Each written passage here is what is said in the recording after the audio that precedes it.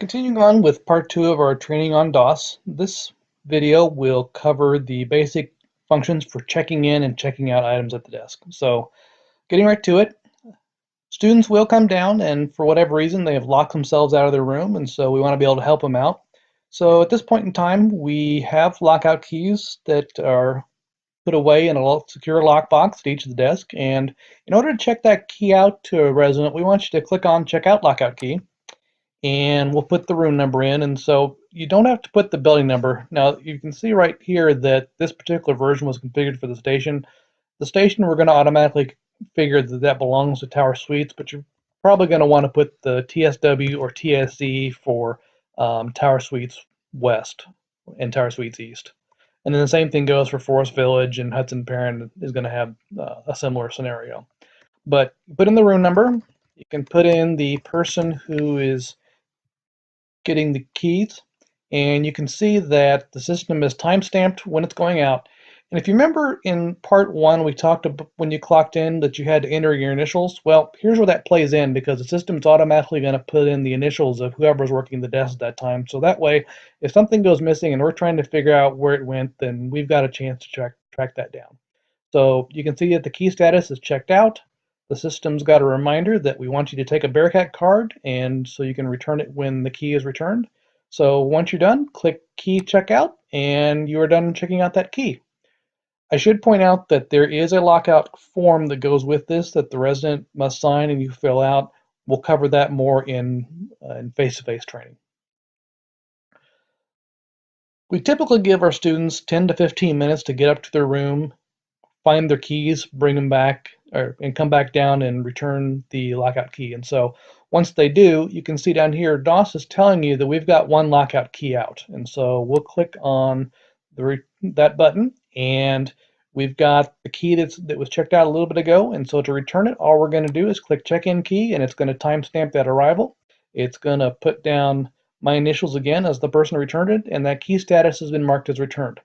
And as soon as you click out of the box, then that number should, well, the number should drop to 0, but you do have the option of toggling back and forth between viewing the keys that have been returned and keys that have been checked out. And well, now you can see that that has been cleared back out. So that is our check-in feature for lockout keys. Specialty keys work very similarly, and the best example of a specialty key that might be checked out is probably in Roberta Hall with the sorority chapters. The chapters have chapter rooms in the basement. Some of them have storage rooms, and they may want to check out a key to get into their respective rooms. And so in this particular case, we'll click check out specialty key. Those keys come with some permissions, and so let's say that a student comes up and they ask to check out a particular key. Well, we're going to put in their 919 number, and as soon as we put that in, it's going to bring up that person's name if they are in the system and have been approved. So in this case, we can see that Abby Mercer has been approved for the Alpha Sigma Alpha chapter room and the Sigma Kappa chapter room. Odds are most students won't be approved for multiple rooms, but hey, this is just training. So I should point out, however, that if you enter a number of a student that is not in the system, it's going to throw up a message and say that this does not match any user, and so you know that we're not allowed to check out that key to any of our students. So in this case, it's going to make me switch it back to Abby, and key we're going to check out. We're going to check out the Alpha Sigma Alpha chapter room key, and if we're good to go, we can click complete key checkout and complete that checkout. Again, remember, we're going to be taking a Bearcat card and hold on to that until the key is returned. If the student happens to be checking out multiple keys, you can click the green button and the system will duplicate this form and automatically enter the student's name so that you're not having to do re-entry of information. But for now, we'll click complete key checkout, and let's just do it quickly. This works the same way as the equipment or as the lockout key checkout, and so let's just check it back in and we will call this done.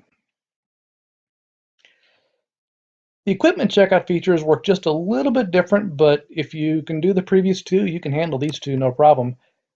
Equipment checkout, we will get into the form and we'll put the student's name down. and then whatever you're going to be checking out, we'll put it in there. So let's put down pliers we're checking out. And the condition of those pliers, we'll say they're good. So we're good to go. You can notice that we have time stamped again everything. The status is checked out. The DA's initials have been put in, and well, maybe the student needs something else. So in addition to pliers, a wrench was going to be helpful. And so we'll mark that as good as well, and you'll be good to go. I should point out that the system was programmed just a little bit differently for when you're checking out another item to the same student. So do know that as soon as I hit complete checkout, that information got filled in.